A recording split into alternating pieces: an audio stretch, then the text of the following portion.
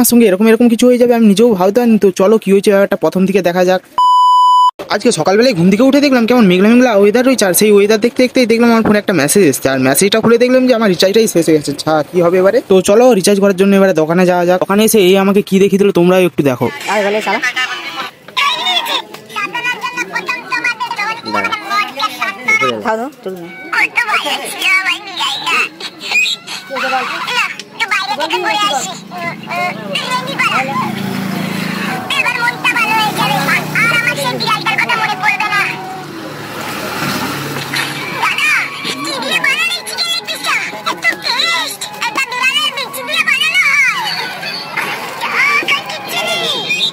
এইসব দেখতে দেখতে আমার রিচার্জটাও সাকসেসফুল হয়ে গেল, আর মেসেজও চলে এসছে উপরে, তোমরা দেখতেই পাচ্ছ। এর জন্য ভিডিও বানাতে যে কি হয়ে গেল দেখো গাড়ির আমার অবস্থা। গাড়ি আইনটা পুরো আঁকচিরা কাটা হয়ে গেছে, আর লেগ গার্ডটাও আঁকচিরা কাটা হয়ে গেছে, আর আগের মাথাটা আর হেডলাইটটা ড্যামেজ হয়ে গেছে।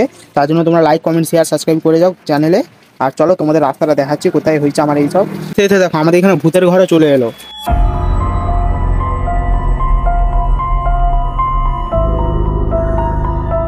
ভূতের ঘর দেখতে দেখতে চলো আমরা এবারে যাই আমাদের মেন জায়গায় যেখানে গাড়ি অ্যাক্সিডেন্ট হয়েছিল।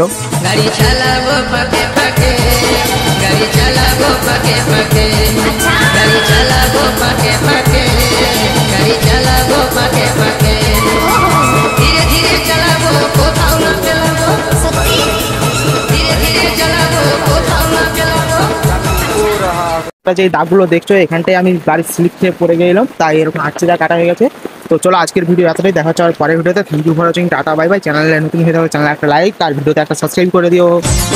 গাড়ি চালাবো ফাঁকে ফাঁকে, গাড়ি চালাবো ফাঁকে ফাঁকে।